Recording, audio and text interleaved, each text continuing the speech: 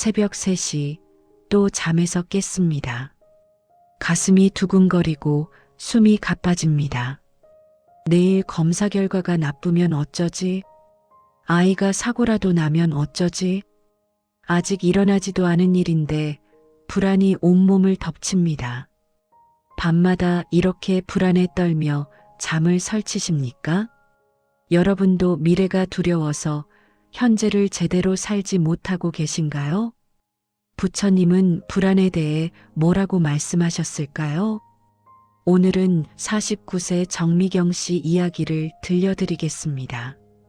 미경 씨는 겉으로 보기엔 평범한 주부입니다. 남편은 회사를 다니고 고등학생 아들과 중학생 딸이 있어요. 생활도 안정적이고 특별히 큰 문제는 없습니다. 하지만 미경 씨는 항상 불안했습니다. 아침에 남편이 출근하면 걱정이 시작됩니다. 오늘 회사에서 무슨 일 있으면 어쩌지? 혹시 교통사고라도 나면? 아들이 학교 가면 또 걱정입니다. 학교에서 친구들이랑 싸우면 어쩌지? 성적이 떨어지면 대학을 못 가는 거 아닐까? 딸이 조금만 늦게 오면 전화를 수십 통 합니다. 어디야? 왜 안 와? 무슨 일 있어? 엄마, 친구랑 있어요. 조금만 더 있다 갈게요. 안 돼. 지금 당장 집에 와. 위험해. 미경 씨는 항상 최악의 상황을 상상했습니다. 건강검진 날이 다가오면 일주일 전부터 잠을 못 잤어요. 혹시 암이 발견되면 어쩌지? 이상한 수치가 나오면. 아직 검사도 받지 않았는데 벌써 불안했습니다. 미경 씨의 불안은 점점 심해졌습니다. 뉴스에서 사고 소식이 나오면 가슴이 철렁했어요. 우리 가족한테도 저런 일이 생기면 어쩌지? 남편이 회사에서 전화가 오지 않으면 불안했습니다. 왜 전화가 없지? 무슨 일 있나? 점심시간에 문자를 보냈어요. 여보, 괜찮아? 연락 좀 해줘. 남편은 답답해했습니다. 당신 왜 이래? 나 일하고 있잖아. 그래도 연락은 해줘야지. 걱정되잖아. 아들이 친구 집에 간다고 하면 허락하지 않았습니다. 안 돼, 집에 있어. 밖은 위험해. 엄마, 친구들 다 모이는데 나만 왜 안 돼요? 너한테 무슨 일 생기면 엄마가 어떡해? 아들은 점점 엄마를 멀리했습니다. 딸도 마찬가지였어요. 학원 끝나는 시간에 맞춰 전화했는데 안 받으면 학원에 직접 전화했습니다. 제 딸 아직 있나요? 네, 지금 수업 중이에요. 딸이 수업 끝나고 나와서 화를 냈어요. 엄마, 왜 학원에 전화해요? 창피하잖아요. 네가 전화를 안 받으니까 걱정돼서 그랬지. 미경 씨는 밤에 잠을 제대로 못 잤습니다. 침대에 누우면 온갖 걱정이 머릿속을 스쳐 지나갔어요. 내일 남편이 회사에서 해고당하면 어쩌지? 아이들이 사고 나면 어쩌지? 내가 갑자기 아프면 어쩌지? 가슴이 두근거리고 숨이 가빴습니다. 새벽 3시, 4시까지 뒤척이다가 겨우 잠들었어요. 아침에 일어나면 몸이 천근만근이었습니다. 병원에 갔더니 의사가 말했습니다. 불안장애 증상이 보이네요. 약을 드시는 게 좋겠어요. 미경 씨는 약을 먹기 시작했습니다. 하지만 약을 먹어도 불안은 사라지지 않았어요. 어느 날 미경 씨는 인터넷에서 기사를 봤습니다. 50대 여성 돌연사. 건강해 보였는데 가슴이 철렁했어요. 나도 저렇게 될 수 있어. 그날부터 매일 심장을 체크했습니다. 가슴이 조금만 답답해도 심장마비 아닐까? 걱정했어요. 손발이 저리면 뇌졸중 전조 증상 아닐까? 불안했습니다. 남편이 말했어요. 당신 병원 한번 제대로 가봐. 이건 정상이 아니야. 나 괜찮아. 그냥 조심하는 거야. 하지만 미경 씨 자신도 알고 있었습니다. 이게 정상이 아니라는 걸. 친구들을 만나도 즐겁지 않았어요. 친구들이 웃고 떠들 때도 미경 씨는 휴대폰만 확인했습니다. 아들한테서 연락 없나? 남편은 괜찮나? 친구가 물었어요. 미경아, 무슨 일 있어? 표정이 안 좋아. 아니야, 괜찮아. 그냥 좀 피곤해서. 하지만 괜찮지 않았습니다. 불안은 미경 씨의 모든 것을 집어삼키고 있었어요. 어느 날 아침 딸이 학교 가기 전에 말했습니다. 엄마, 나 오늘 친구들이랑 영화 보고 올게. 안 돼, 위험해. 집에 일찍 와. 엄마, 나 고등학생도 아니고 중학생이에요. 왜 이래요? 딸은 울면서 학교에 갔습니다. 미경 씨는 딸의 뒷모습을 보며 가슴이 아팠습니다. 내가 왜 이러는 걸까? 그날 오후 미경 씨는 우연히 라디오를 들었어요. 스님이 나와서 불안에 대해 이야기하고 있었습니다. 부처님께서 말씀하셨습니다. 걱정의 90%는 일어나지 않는다. 여러분이 밤새 걱정하는 일들 중 실제로 일어나는 일은 10%도 안 됩니다. 나머지 90%는 당신의 상상 속에만 존재하는 일입니다. 그런데 그 상상 때문에 현재를 제대로 살지 못합니다. 아직 오지 않은 미래를 걱정하느라 지금 이 순간을 놓치고 있습니다. 미경 씨는 라디오를 들으며 울었습니다. 맞는 말이었습니다. 지난 10년간 걱정했던 일들 중에서 실제로 일어난 일은 거의 없었어요. 남편은 해고당하지 않았고, 아이들은 사고 나지 않았고, 자신도 큰 병에 걸리지 않았습니다. 하지만 그 걱정 때문에 지난 10년을 불안 속에서 살았습니다. 미경 씨는 절에 갔습니다. 스님을 만나 상담을 받고 싶었어요.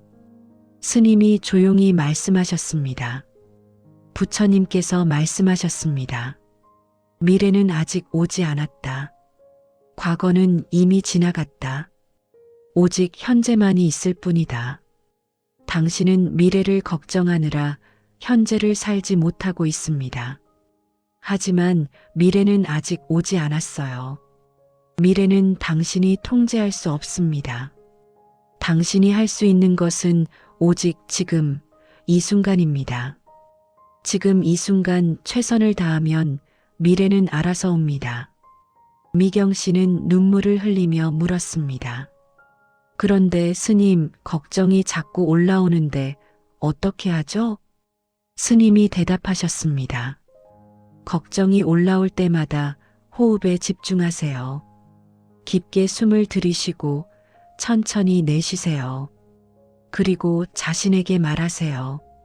지금 이 순간 나는 괜찮다. 그날 이후 미경 씨는 달라지기 시작했습니다. 먼저 걱정이 올라올 때마다 호흡에 집중했어요. 아들이 학교 간 후 걱정이 밀려오면 깊게 숨을 들이쉬고 내쉬었습니다. 지금 이 순간 아들은 괜찮아. 나도 괜찮아. 처음엔 어려웠습니다. 걱정은 계속 올라왔고 호흡으로 진정되지 않았어요. 하지만 매일 연습했습니다. 절에서 명상을 배웠고 집에서도 하루 10분씩 명상했어요. 둘째, 아이들을 믿기로 했습니다. 딸이 친구들이랑 영화 볼게요라고 했을 때 예전 같으면 안 되라고 했겠지만 이제는 깊게 숨을 쉬고 말했어요. 그래, 조심해서 다녀와. 엄마는 널 믿어. 딸은 놀란 표정으로 엄마를 봤습니다. 엄마, 진짜요? 고마워요. 딸이 나간 후 불안이 밀려왔습니다. 하지만 미경 씨는 호흡에 집중했어요. 지금 이 순간 나는 괜찮다. 딸은 저녁 8시에 무사히 돌아왔습니다. 엄마, 정말 재밌었어요. 고마워요. 미경 씨는 안도의 숨을 쉬었습니다. 걱정한 일은 일어나지 않았구나. 셋째, 현재에 집중하기 시작했습니다. 설거지할 때는 설거지에만 집중했어요.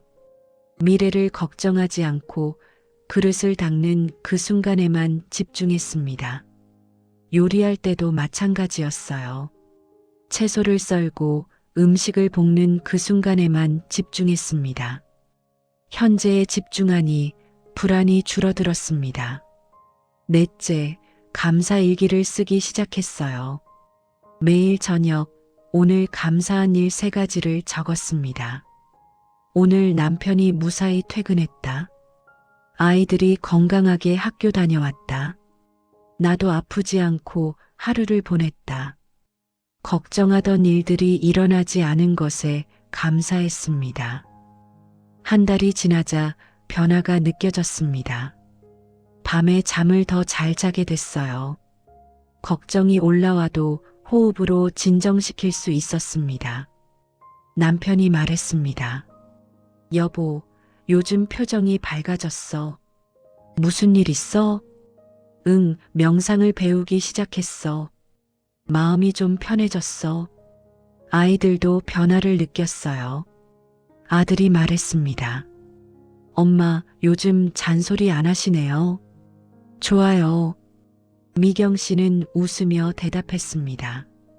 엄마가 너희를 믿기로 했어. 부처님께서 말씀하셨습니다. 걱정의 90%는 일어나지 않는다. 우리가 밤새 걱정하는 일들 중 실제로 일어나는 일은 거의 없습니다. 대부분은 우리의 상상 속에만 존재합니다. 하지만 그 상상 때문에 현재를 제대로 살지 못합니다. 불안은 미래에 대한 두려움입니다. 아직 오지 않은 일을 걱정하느라 지금을 놓치고 있습니다. 부처님은 또 이렇게 말씀하셨습니다. 미래는 아직 오지 않았다. 과거는 이미 지나갔다. 오직 현재만이 있을 뿐이다.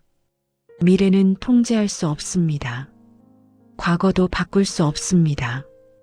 우리가 할 수 있는 것은 오직 현재뿐입니다. 지금 이 순간 최선을 다하면 미래는 알아서 옵니다.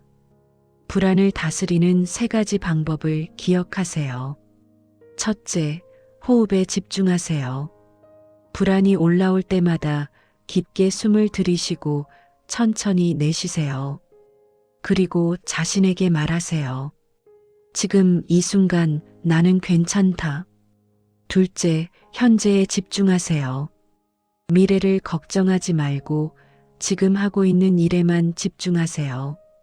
설거지할 때는 설거지만, 걸을 때는 걷기만, 먹을 때는 먹기만 하세요. 셋째, 감사하세요. 걱정하던 일이 일어나지 않은 것에 감사하세요. 오늘 하루 무사히 보낸 것에 감사하세요.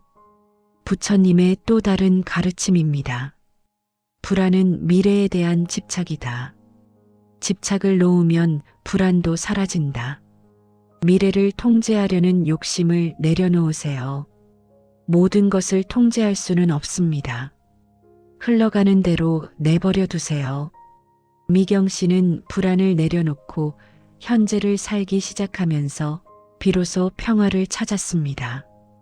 가족은 그대로인데 마음이 바뀌었을 뿐입니다. 이것이 바로 부처님 가르침의 힘입니다. 여러분도 불안 때문에 밤잠을 설치고 계신가요? 아직 일어나지도 않은 일을 걱정하며 현재를 제대로 살지 못하고 계신가요? 부처님 말씀을 기억하세요. 걱정의 90%는 일어나지 않습니다. 당신이 걱정하는 그 일 아마도 일어나지 않을 것입니다. 그러니 미래를 걱정하지 말고 지금 이 순간을 살아가세요. 오늘 하루 불안을 내려놓아 보세요. 걱정이 올라올 때마다 깊게 숨을 쉬세요. 지금 이 순간 나는 괜찮다. 이 말을 자신에게 해주세요. 그러면 당신의 마음에도 평화가 찾아올 것입니다. 다음 영상에서는 외로움을 견디는 부처님의 지혜에 대해 이야기해 드리겠습니다. 혼자라는 생각에 괴로우신가요? 부처님은 외로움에 대해 뭐라고 말씀하셨을까요? 다음 부처님의 가르침을 이어서 듣고 싶으시다면 구독과 좋아요 버튼을 눌러주세요. 지금까지 부처님 마음 공부였습니다. 함께 해주셔서 감사합니다. 오늘 하루도 보살님의 삶에 큰 복과 평안이 가득하시길 기원합니다.